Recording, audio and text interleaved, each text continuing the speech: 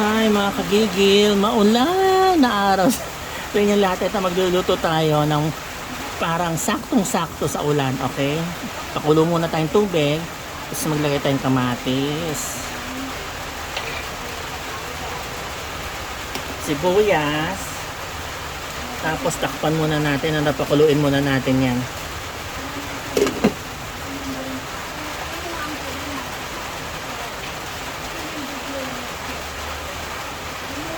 Lagay na po natin yung ating sitaw.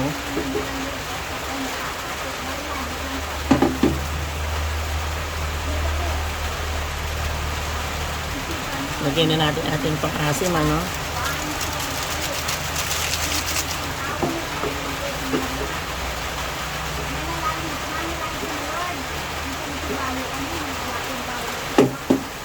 Simmer lang ulit.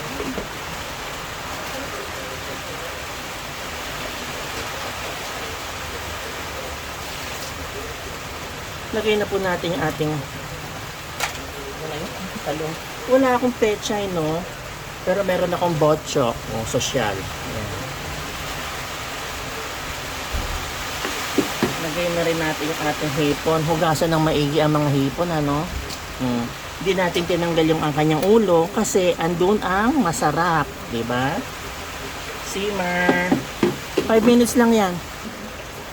Lagay na rin natin yung ating kangkong. Simmer na lang 5 minutes.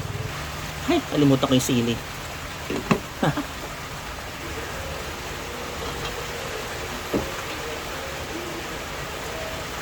Lagay po tayong patis, ano?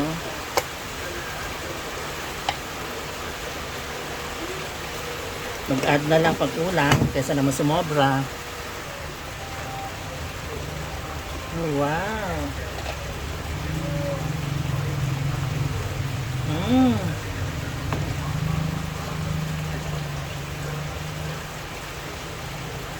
Mana natin, ano?